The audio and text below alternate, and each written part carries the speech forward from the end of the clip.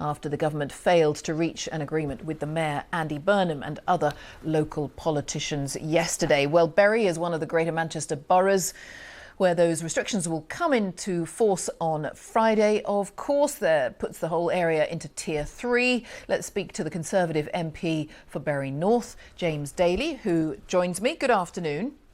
Good afternoon. I mean, I know you had expressed a lot of concern about the idea of going into Tier 3. What's your feeling about it now?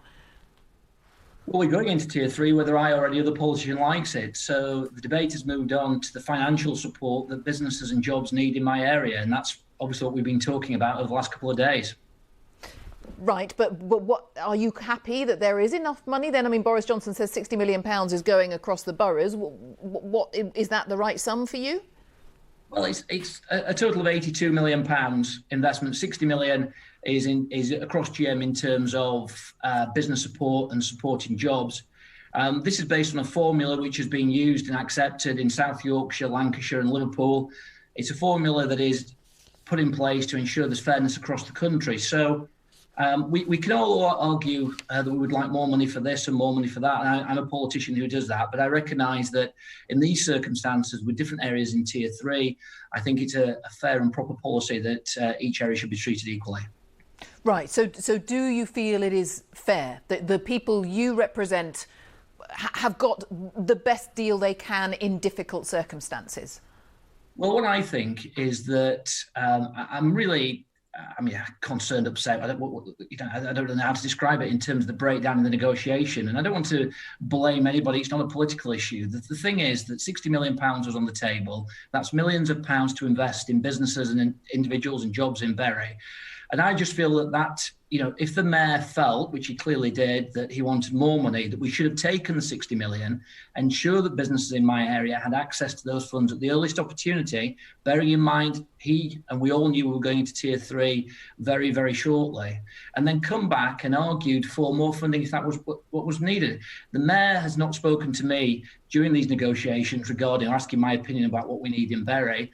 And so I would welcome the opportunity, take the 60. If there's other things that we need to concentrate on, then let's all join together collaboratively together, cross-party, and make sure we do what's best for our constituents. So he didn't talk to you at all during those negotiations? No, certainly not in the Mayor's been very good in that Greater Manchester MPs have had a weekly briefing. But in terms of the direct negotiations with the government regarding this, no, my opinion wasn't asked for. And I would have welcomed the opportunity to do that. I would have welcomed the opportunity to speak with the Mayor regarding where I feel in my community these monies could be rightly invested. And I'm sorry to repeat myself, Jane, but to protect businesses and protect jobs. Some businesses will be shutting this weekend in Bury. And rather than this being a political discussion about blame this or say this or whatever, I need to make sure that my businesses get access to support and the parts of that 60 million at the earliest opportunity. OK, and so for those business owners, those restaurant owners, for example, who are crippled by all of this, they might be listening to you tonight. What are you saying to them about what support can be given? Well, we've had really productive discussions today with the Chancellor, the Prime Minister and Robert Jenrick.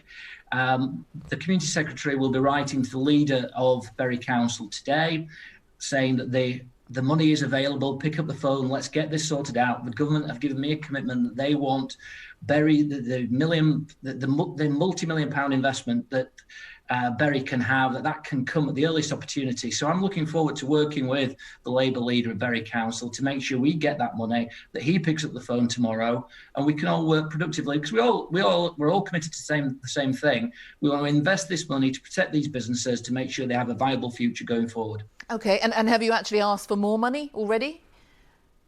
Well, I'm asking for Bury's share of the 60 million. That's the first thing that we need. We need to make sure that money's with us at the earliest opportunity.